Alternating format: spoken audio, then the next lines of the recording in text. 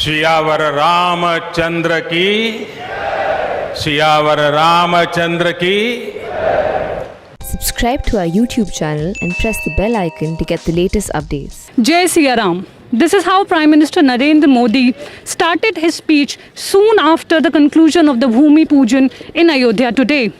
Prime Minister Narendra Modi stressed on the fact that the construction of Ram Mandir in Ayodhya will act as an instrument to unite the country. The Prime Minister said August 5th should be treated as important as August 15, the Independence Day of India, emphasizing on the fact that so many people sacrificed their lives as part of the Ayodhya movement. This is a significant statement coming from the Prime Minister, as on one hand he's stressing on the need to move forward and how the temple will connect all. At the same time, he's emphasizing on the sacrifices of those who were part of the Ayodhya movement. The Prime Minister also emphasized Ram is everywhere, Ram belongs to all, and termed the upcoming Ram Janmabhoomi temple as a modern symbol of our culture, eternal faith and national spirit, and stressed on the need of Sabka Saath Sabka Vishwas. In his speech, PM Modi also stressed on the fact that the temple will boost the economy of the region and said this is why we are constructing a Ram circuit in Ram's own city. The Ram temple, he said, will help the economy of this region.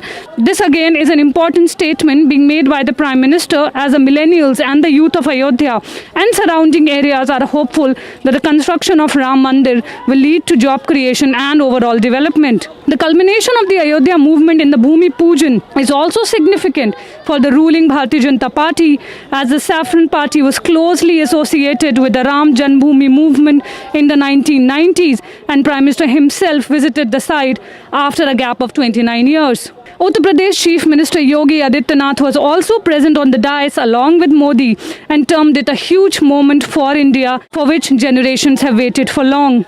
It is likely to take around 3 years, and some part of the structure will be ready by 2022, when the assembly elections will be held in Uttar Pradesh. With Bihar elections all set to take place in October this year, the party may reap electoral benefits from the move too. The Bhumi Pujan has also made it crystal clear that the top leaders of the Bharatiya Janata Party, termed as the poster boys of the movement, including Lal Krishna Advani, Murli Manohar Joshi and VHP leader Praveen Togadia, will now no longer be able to come to the limelight again. The Bhumi Pujan also seems to have demolished the opposition of opposition parties, as right from Congress leader Rahul Gandhi, General Secretary of Uttar Pradesh Congress Priyanka Gandhi Vadra and Samajwadi Party leader Akhilesh Yadav, apart from a number of other opposition leaders, have not only welcomed the move of constructing a Ram Mandir, but at the same time they have emphasized that we need to learn from the teachings of Lord Ram.